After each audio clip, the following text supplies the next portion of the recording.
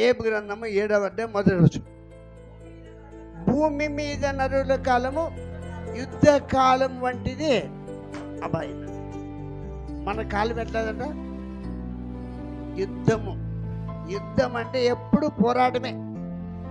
ఇప్పుడు ఇక్కడ కూర్చున్నాం కానీ బయటికి పోతే ఎన్నో అప్పులు తప్పులు పనులు, ఏం పని చేసినా ఫెయిల్ అవుతుంటుంది. అవునా కదా? పనికి పోతే అది సక్సెస్ కాదు. ఎన్నో ఇబ్బందులు, ఎన్నో ఇరుకులు, ఎన్నో కొదలు, ఎన్నో కొత్తలు బయటికి పోతే అన్నీ కూడా కొదవే.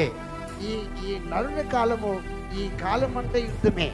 మరి యుద్ధంలో నీ పోరాడాల్సింది కత్తి పట్టుకొని కాదు, విల్లు పట్టుకొని కాదు. ఏం చేయాలి? యెహోషాపాతు ఏం చేసినాడు? గట్టి చెప్పమ్మా. ప్రార్థన చేయగా దేవుడు ఏమైనా తోడైనా. వాళ్ళు ఉపవాసం ఉండి దేవుని వేడుకున్నారు.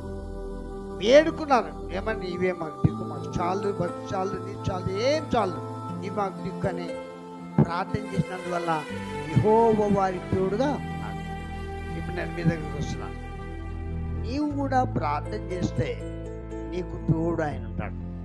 నీకు తోడు, నీకు ఆయన తోడు ఉంటే ఏమి కోదముడదు. అంతే. ఇంకా నిజంగా చెప్తున్నాను, బయటికి పోతే ఎన్నో సమస్యలు, అప్పులు, బాధలు, కుటుంబంలో నెమ్మది ఉండదు. ఒకసారి ఉంటుందా? నాకు ఏం బాధ లేదయ్యా పొద్దున్న నుంచి రావని ఎవరైనా ఒక్కరు చెప్పగలరు? చెప్తారు ఏదైనా? నాకు ఏం బాధ లేదు, చాలా హ్యాపీగా ఉన్నాను, కుటుంబంలో కొదవ లేదు, ఏం కొదవ లేకున్నాను అని ఎవరైనా చెప్పగలరా? ప్రతి ఒక్కరికి ఏదో కొదవ ఉంది. ఎందుకంటే ఇది జీవితమే యుద్ధం అంటే.